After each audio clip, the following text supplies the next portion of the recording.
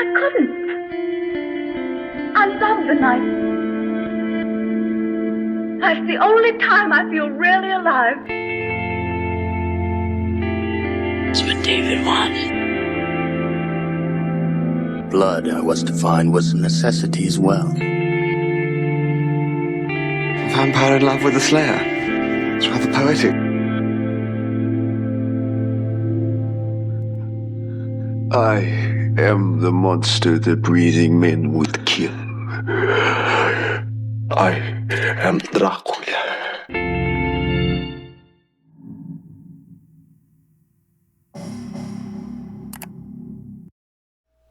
Good evening, my fellow vampire lovers. The sun is going down, and you know what that means.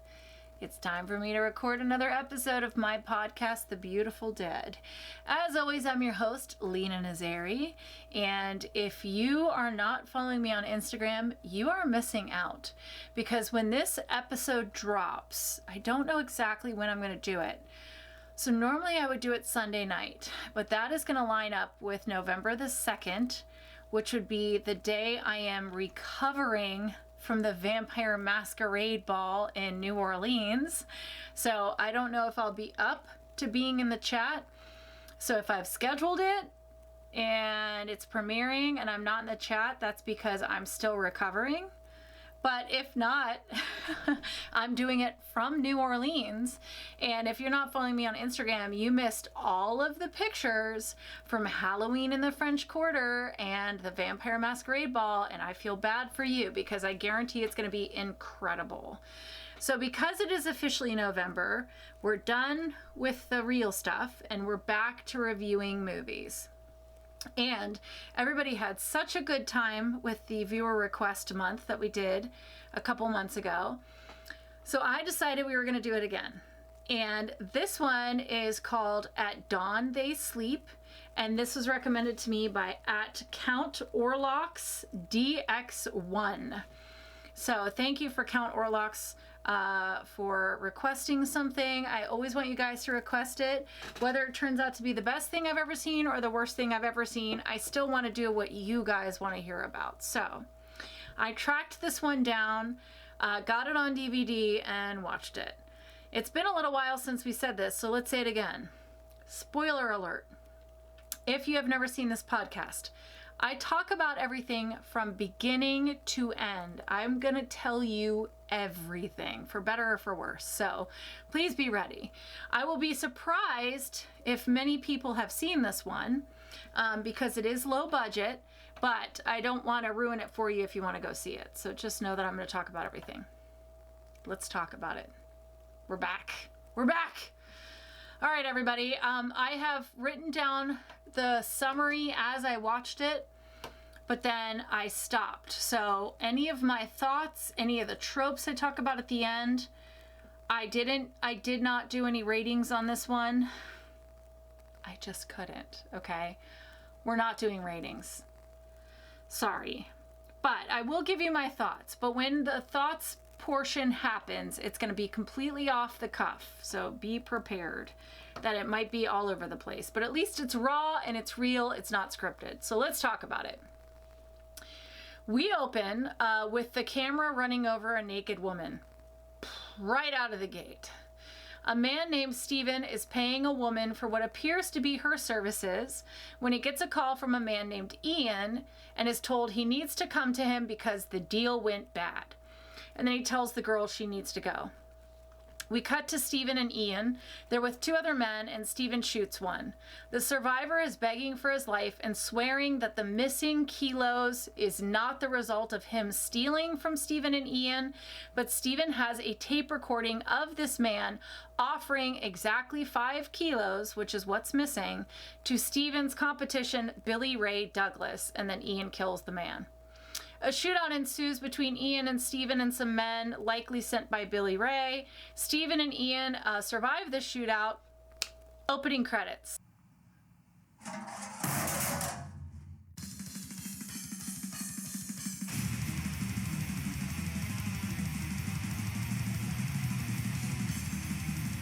Opening credits, there's still location shots, metal music. We are right in there.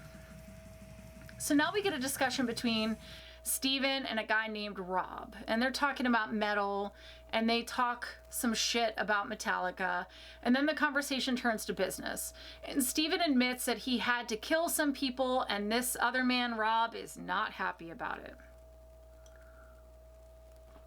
Cut to Ian and a goth girl named Terry. They're in his home in the kitchen. He's offering her something to drink or eat, but she tells us she doesn't eat and she doesn't drink. Then we cut to Steven with Angelina, who also doesn't drink or do drugs. She pulls off her shirt to show him what she wants, and he accepts. And Ian and Terry are in separate parts of the house doing the same thing, which is what adults do when they are alone. And then both men are fed on. So we know that these girls are vampires. But then we see that Angelina has wings, like big white feathery wings. And I am officially confused. But I'm sticking it out because somebody asked me to do it. The next day, Ian is puking. Both boys are sick. Ian can't remember anything from the night before, and Steven thinks that possibly they were poisoned.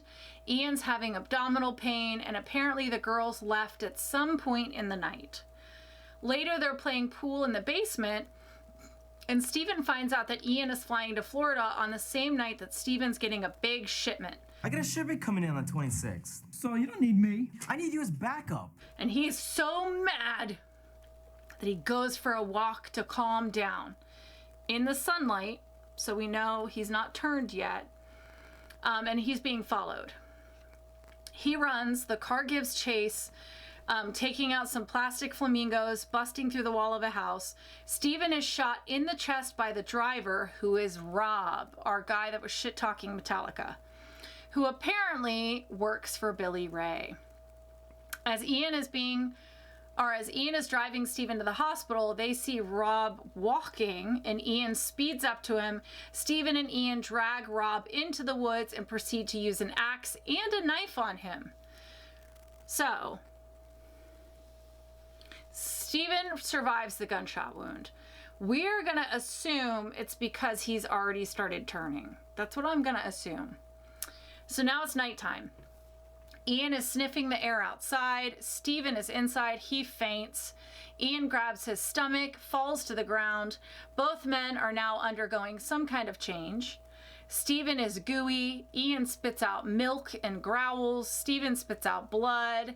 And then we see some girls with wings who appear to be aware of the men changing. And now it's morning. And the men are in like this web-covered cocoon. So I'm guessing they're undergoing the change like from human caterpillars to vampire butterflies, is what I expect. So now it's nighttime. They break out from their chrysalises and they have fangs.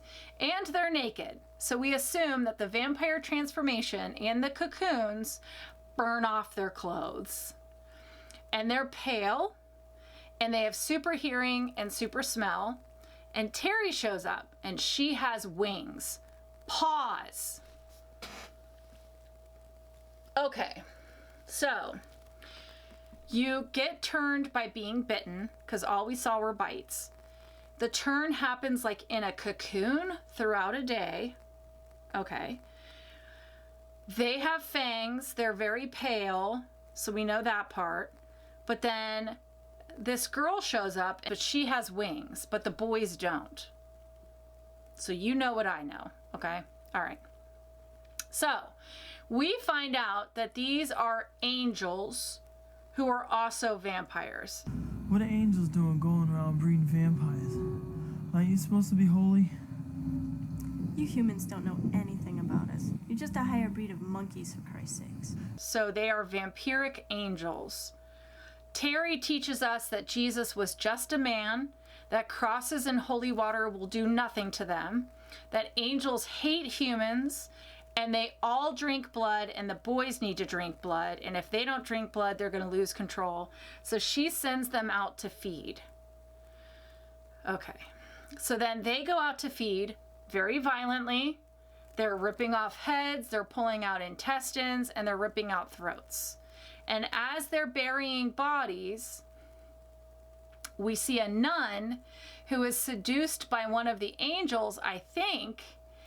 And as the angel is performing a certain act upon the nun with her mouth, she rips that part of the nun off her body with her teeth. And then the church is burned down. You know what I know. Okay, I'm just telling you exactly what I saw with my 2 eyes. So now it's the next day. Stephen awakes, he closes the blinds because apparently they can be in the sun, but it weakens them. Ian is cleaning his gun. The men are feeling awesome and they love being vampires. And they're ready to go get some revenge on Billy Ray. So now that they have fed and they're loving their new vampire lifestyle, the first thing they want to do I say it's time for some revenge. is get revenge on the other drug dealer. And then we get some tough guys having tough guy talks, complete with homophobia, rage, and Battlestar Galactica. Then these men get a box, and they open the box, and they see the skull of Rob. Fuck! Shit, man! I think it's Rob. Oh, what the fuck? Which I don't know, how do they know that's their friend Rob? And along with the skull is a note from Ian and Steven saying, like, come out wherever you are. That's a Queen of the Damned reference. Meet us in the forest or whatever. So this must be Billy Ray and his posse. So they decide they are going to go find Steven and Ian. And Steven and Ian are waiting in the sun, which is really fucking dumb, because if the sun weakens you, why wouldn't you meet your enemies in the nighttime when you're your strongest? But whatever. Ian has really, really bad fangs. But we're going to pretend for a second this is real. So the vampires have 2 sharp canines that are retractable, because sometimes they're there and sometimes they're not. So the rival drug dealers' cars approach. Steven and Ian fire on them. Everybody gets out. They're chased into like a warehouse. A gunfight ensues. Ian uses this as a chance to get some feeding in, which good for you. Steven is shot again.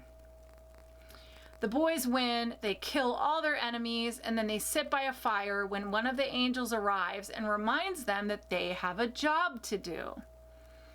So now Steven is sleeping and he's dreaming. So, vampire pause. We know that the vampires are made, so the angels are also vampires, and they can spread vampirism, but they can't make you an angel. They just make you a vampire.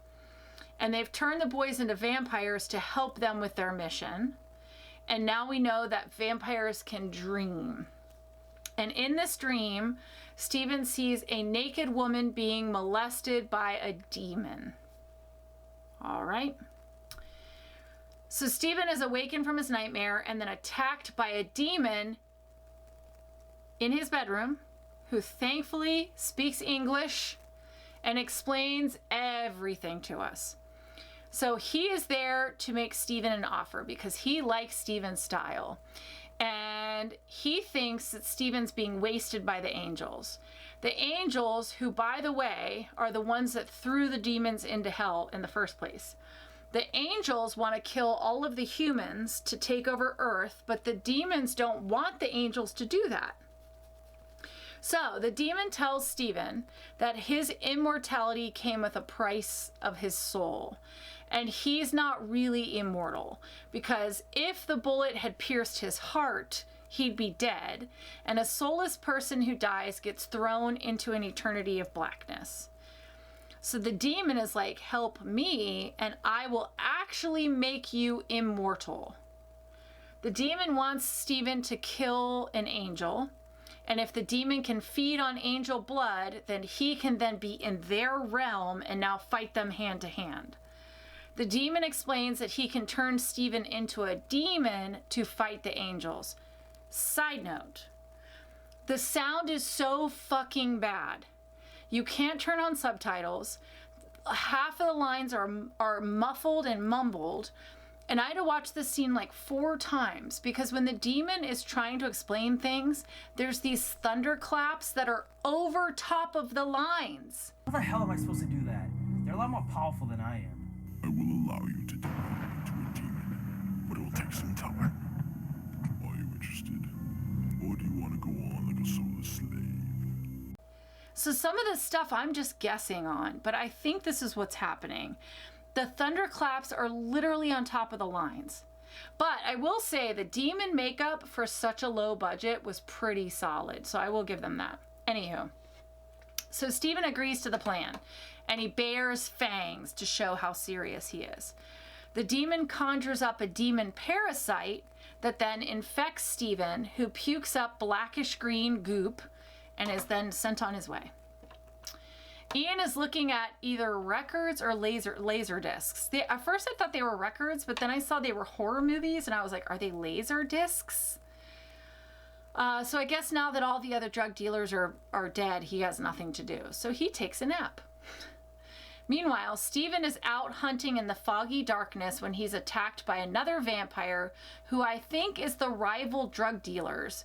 So during the gunfight when they fed on the rival drug dealers, I think they made them into vampires. So now the rival drug dealers are there to fight. Steven fights one while Ian is attacked by another in his home. He's beat to shit, but Terry shows up and saves him. We find out that biting the men after they were shot turned them into vampires, which is not consistent with how we saw Ian and Steven being turned into vampires, but okay. We also find out that apparently Steven has been missing for 4 days, so I guess that's why Ian was looking at laser discs, to show us the passage of time. Okay. Meanwhile, we cut to Steven, who's talking to a demon and being told that he did well, and then he's handed a baby to eat and told that that will complete his transformation into a demon. Then we cut to the road in daylight. Ian is driving and healed, so hooray for vampire healing. So he got beat to hell and he was all busted up, but now he's fine. He stops and gets out to walk through a cemetery into the woods in all black, as one does. He looks like Edward Cullen without the glitter. And we even get the running through the woods scene when Ian looks up and sees a dead angel in a tree. And this upsets him so badly that it bears fang and screams out Steven's name. So apparently Steven's been out there staking and burning angels. Cut to Angie, who's feeding and hears her name called. And uh-oh, it's Steven, the angel hunter. And a fight ensues and they both take into the air. So now we know Steven can also fly. Okay. He grabs her, throws her through a roof and into someone's house, I guess. Then uses his demon strength to break every bone in her torso until he's pushing up, up, up, up, and then pops her head. And the other angels can sense her death. So these vampiric angels can sense when one of them dies. And now it's time for the previous best friends to now show down. It is Ian against Steven, vampire versus demon, vampire, demon-vampire hybrid. Steven shoots tentacles from his arm to strangle Ian, but he breaks free. Steven and Ian fly.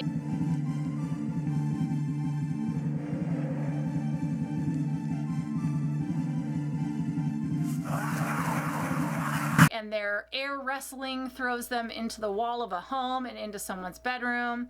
This girl screams, so she's ripped in half. Then the boys fist fight. Steven jumps through a window. They're back in the air again. Then there's an explosion. I don't know why. There's more flying. And now they're in another home, which I think is their home. Ian finds a samurai sword and stabs Steven. Blood. Growling. Steven's face transforms. Ian calls him an abomination, which is kind of judgy and very mean. That's a mean word, everybody. Steven pulls out the sword and then reveals that he has captured and tied up Terry, who I think we're supposed to believe that Ian is now madly in love with. Then Steven pulls a gun and threatens to kill the angel that I guess Ian is in love with now. And then there's a big villain monologue, but they warp his voice and give it a terrible echo effect, so you cannot understand anything he's saying. Ian says, if you kill me, you destroy her. What do you mean? Then he shoots water from his mouth that burns Steven. I don't know why. Terry breaks free and uses the sword to stab through Steven's head. Then the demon arrives and stabs Terry. The demon screams, there's a bright light, and Ian is thrown back. When the light is gone, the demon is gone.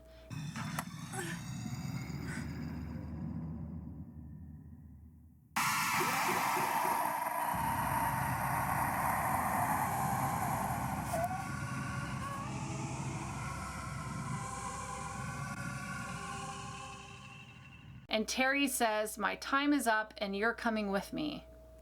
So I guess if the maker dies, the fledgling dies, maybe? Fledgling. I said fledgling. Ian screams, he starts to disintegrate, and he leaves only a skeleton behind.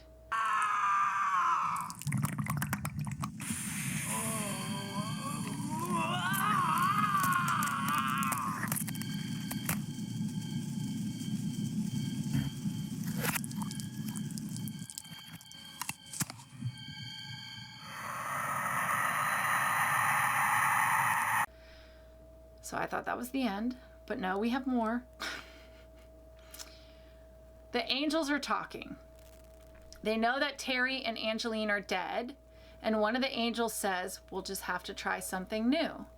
Then they're walking through the trees at night. One lays down, a tree branch descends onto her. Another angel takes a sword and slices the tree bark. Then water runs down onto the angels. The sword is stabbed into the ground and the ground bleeds. Now one of the angels is completely naked, laying on the ground with wings out, caressing herself on her wings, while a possum watches. Then something climbs from the ground, and it looks like a tiny demon, and it climbs on top of the naked angel, and I think they're making a demon angel baby.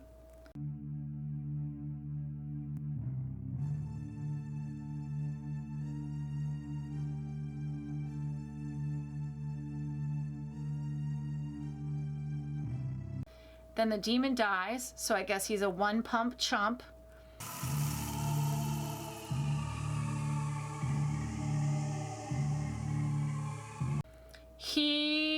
His purpose on the earth is done? I don't know. Maybe he's like a bee, and once he stings that first time, dead. So now he dies. Then we see red rain, which is never a good sign. Then we see blood running down an angel wing feather.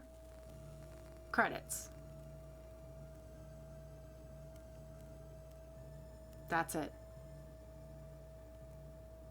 You are hearing exactly what I saw with my eyeballs. So like I said, I did not script the rest of this. I just wrote the summary and was like, I gotta think about this. So, we are not doing ratings. I just can't. I can't do ratings. Let's talk about a few things. I don't care that it's low budget. Okay, low budget is fine. I have seen some great low budget movies. I have been in low budget movies, all right? Here's the problem.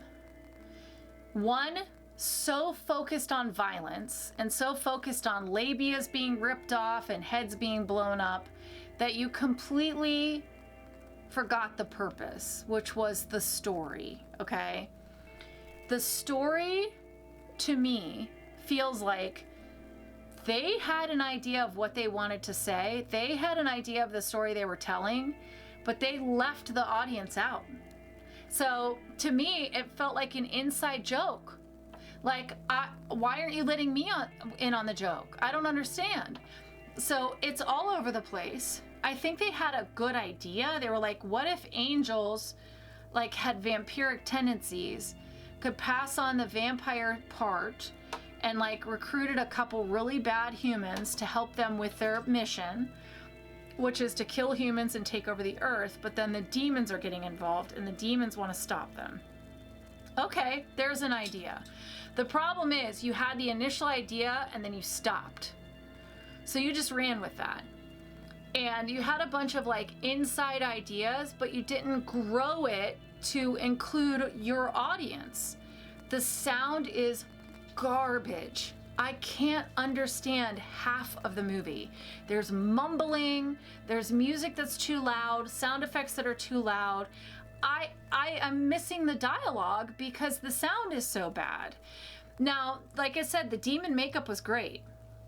But then the ending, you completely left the audience out. I have no idea what I just watched. You explained absolutely nothing to me. I was so frustrated by the end. I was like, I feel like you promised me a little something and then you just stopped. Or you just did what was good for you, but forgot about what's good for me. And that has got to be the most frustrating thing in movies, is you gave me the promise of something. It was like a whole bunch of foreplay, a whole bunch of teasing, and then you had a great time, but I did not. You left me out. And I hate that in movies. So, I am not criticizing the idea you had around vampires. I have told you so many times on this podcast, you are allowed to do whatever you want with vampires. There are people who are not going to like my books. They don't like what I did with vampires, and that's totally fine. This podcast is just my opinion. So the problem is not that you got creative with vampires. The problem is you got creative with vampires, but you didn't share with us what your ideas were.